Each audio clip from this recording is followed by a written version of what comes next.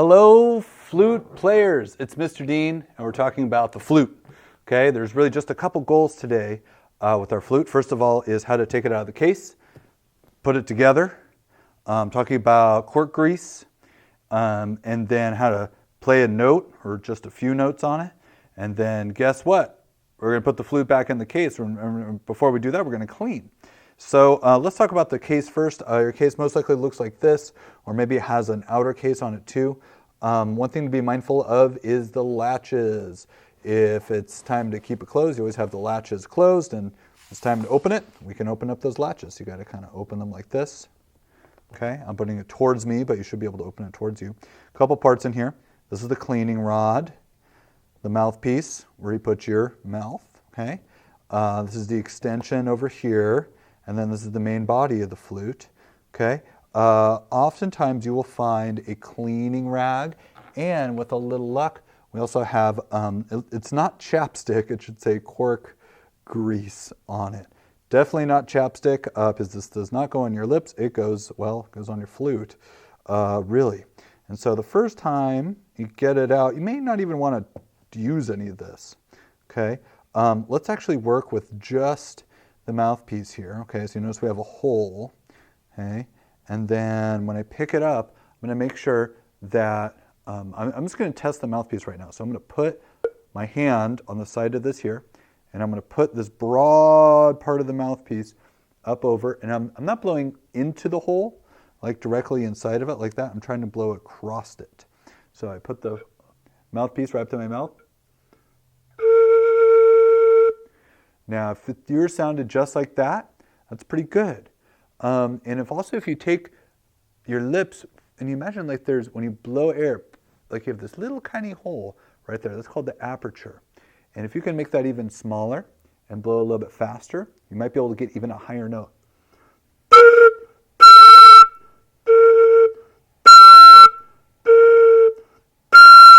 You even have to get a little too kind of not spitting out that air necessarily, but trying to get a little bit faster, a little bit more of an attack. And you notice I already have a little bit of condensation right here, and well, that's what the rag's for, right? It's for the condensation. You don't have to dab it off the front like that, but I just wanted you to thinking about it. Okay, so let's talk about how to put this flute together.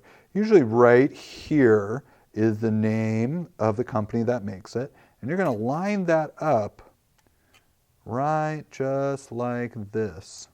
So we're going to line that up. Mine's a little stiff, so at the end I might put a little grease on. Okay, and I'm going to try to line the name up with the sound hole here, and also the keys along over here. So I have the sound hole, the name of the company, and the keys. And I probably even can straighten it out from there. Nice line. Okay, and then we have this extension over here. Don't forget this part. This is the E flat key. Okay, now what you're going to do is you put that on, make sure there's one side that goes on, the other side that doesn't. That's the wrong way, but make sure the key is kind of matching the other keys. Okay, and then you have to align it. See, you're not going to line it straight up like that. You have to kind of turn it back a little bit, bring it back a little bit so that this post right here is lined up with these keys. And that's because that's a pinky key right there. Now, I want to show you about where we're going to start off with our fingers. Pretty much, there's a bottom thumb area right here, and then we're going to start with our first finger on this key. Now, notice there's kind of like this double key. They work together. They work in tandem. And then I'm just going to put my thumb, not on this key, but off to the side, and then put this key right over here. And I'm just going to kind of lay my fingers over on this side. I'm not really going to touch anything necessarily, but if you really want to put your pinky there, your other fingers will lay in the correct spot. I'm going to pick this up, and then I'm going to put my lips exactly where they were before.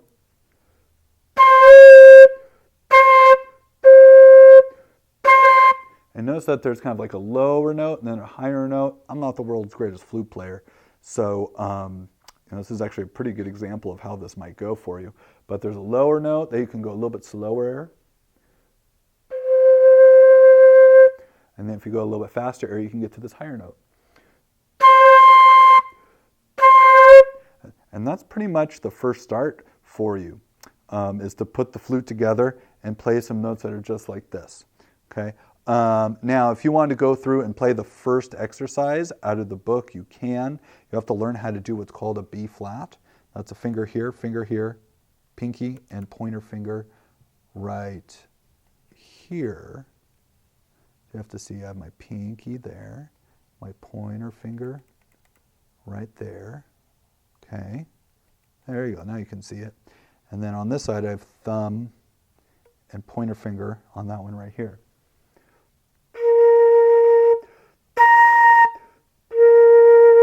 Notice I can do exactly the same thing. I can kind of a low note, and if I blow faster, I can make that one high as well. All right, guys, so that's how you put it together. That's how you do your first notes. It may take you a little practice to do that. Let's talk about how to take it apart, okay? Now, as you're taking it apart, this is always, you're kind of twisting lightly and pulling. I'm going to do that in front of my other camera so you guys get a good look at this. So I'm twisting lightly and pulling. If that feels at all like it's not working, you can take your cork grease. Sometimes you can even put it on your finger. You do not need a lot of cork grease, just tiny, tiny bits, a little thin layer. And I think you'll find that that's going to fit a lot better. If it falls off, you put too much on, you'll have to go and wipe off that bit. But cool. All right, well, now that's working a lot better. I'm going to put that back in its case. And I would actually take your time on putting it back in its case. It doesn't always fit the way that you think it does, so you kind of have to find the right places. Feel free to turn it over, turn it around, find the right place. You'll get used to that part, okay? And now I'm going to take off the mouthpiece and the head of this. Now I'm feeling a little bit of extra stiffness. I'm twisting and pulling. By the way, I'm not trying to pull hard because you can bend things. And we're going to take real good care of this. Now I notice I need a little bit of extra cork grease on this. Notice how little I put on there. And I'm just going to put a tiny bit on this. Tiny bits of cork grease. Nothing crazy. If this feels like too slippery, I probably could put a little bit more. I'd almost rather it feel a little bit not quite enough, and then you can put more than that. Oh yeah. So now it's actually doing absolutely great. Cool. Now here's the thing. Now that I've played this mouthpiece, the moisture from my breath has gone into here and is sitting. Now when moisture sits inside of a flute, it can cause rust or it can cause bacterial growth. And so to prevent that, that's where a handy dandy cloth comes in. So I'm going to take my cleaning rod. Yours may be metal or it may be like black plastic. And I'm going to slide this through, okay? And then I'm going to loop it over. We don't want the metal here to touch the inside of the flute, so I'm going to loop it over. Now, important thing about cleaning your flute is never force it. So it should be very easy to pull in. Maybe do a little twist while you pull it out. You can check to make sure that there's not any moisture, okay? Now that I've dried this, basically the head of the flute here, I'm going to put that back. And now, I'm also going to clean out the body here, okay? So I'm going to put in the cloth into this side. I'm going to run it through, pull it out. I can even do it from the other side. I'm making sure that there's no moisture left inside the body of this flute, because when you get moisture on these little tiny pads in here, it can create problems. And then I'm going to, best I can, put that back in the case. Just a reminder, you might put it in backwards. It feels like it's a funny fit. It should fit very, very perfectly. I'm going to put the cap to my cork grease back on. This may even be good in another place. Some people keep their cleaning rod in their flute. There might even be a good spot for it. Not everyone does, though. Oh, good, there's the spot for that cleaning rod. Some people keep their cleaning cloth in their case. I kind of don't like to do that, just so it can dry out in another location. But so try to find another location you can put your cleaning cloth. Okay, now here's a really important step. As I'm getting ready to close my case, I want you to notice that it's very easy to close.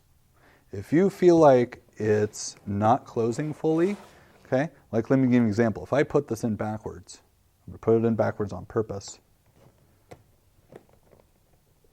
it's pushing down. And I actually really want to make sure that this never happens, right? You should never go, or try to push it together, because that means you're going to bend one of these parts. And this is how repair people make their living, is by students making accidents and then having to repair their flutes because they didn't put it in the case properly. And then here's the really important step. Before you try to pick up your flute, you have to close the latches. I know that sounds like a basic step, but you can't imagine how many of my students forget to close the latches and drop the flute on the ground. So I'd hate for you to do that. All right, guys, that's how to take the flute out, how to get it ready, how to play it just in a real basic way, and how to put it away with the cleaning supplies. Happy playing, my friends. And don't be discouraged. This may take you 3 or 4 times to feel successful at putting together and taking apart the flute. Feel free to do it a couple times. All right, guys, happy practicing.